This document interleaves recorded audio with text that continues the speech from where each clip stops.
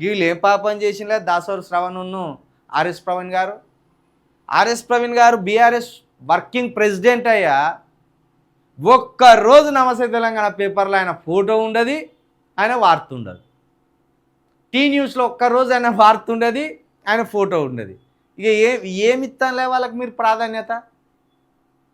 ఇప్పుడు హరీష్ రావు గారు లాగానే, కేటీఆర్ గారు లాగానే ఆర్ఎస్ ప్రవీణ్ గారు ఇంకా వర్కింగ్ ప్రెసిడెంట్ ఆ పార్టీకి.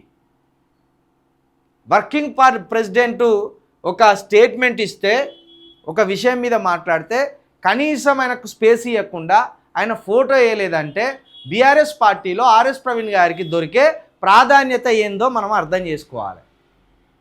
ఏ ప్రాధాన్యత లేదు ఆర్ఎస్ ప్రవీణ్ గారికి. మీరు వెళ్ళిన కాంగ్రెస్కి వెళ్ళినా ఈరోజు మంత్రి అవ్వో లేకపోతే ఇంకేదో ఒకటి అవ్వు ఆర్ఎస్ ప్రవీణ్ గారు. ఇది నిజంగా మీకు అవమానమే ఆర్ఎస్ ప్రవీణ్ గారు. సరే, మీ ప్రయోజనాల కోసం మీరు పోయినా మంచిదే, కానీ మీ ప్రయోజనాలు నెరవేర్తలేవు కదా. మీరే మా బాహుబలి అనుకున్నాం, మీరే మా బహుజన లీడర్ అనుకున్నాం. ఆగమైపోయిన్లు మమ్మల్ని ఆగం చేసిండు. 2 తీర్లు అయిపోయింది. ఇక దాసోజు శ్రవణ్ అన్న పాపం ఆయన ఎమ్మెల్సీ, ఆయన ఫోటో కూడా లేదు. ముక్కలు చిన్న ముక్క ఇటు చేసి ఇటు వేసిండు, ముక్కలు చేసి. ఇది గిదానా కేటీఆర్ గారు? ఇక గిందికే మిమ్మల్ని నమ్ముతలేరు. మొత్తం నీ షో, మీ బావ షో. ఇక మీరు ఇద్దరే ఉన్నారు లీడర్లు బీఆర్ఎస్లో. మీ నాయన పోయేమో ఫామ్ హౌస్లు ఉంటారు, మీ ఇద్దరేమో ఇక్కడ అన్నిటికీ మీరే అన్నట్టు ముందట నడుస్తారు.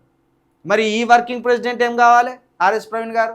ఇక మీకు ఎందుకు వేయాలి మాదిగ వారు ఓట్లు, మీకు ఎందుకు వేయాలి దళితులు ఓట్లు బీఆర్ఎస్ పార్టీకి?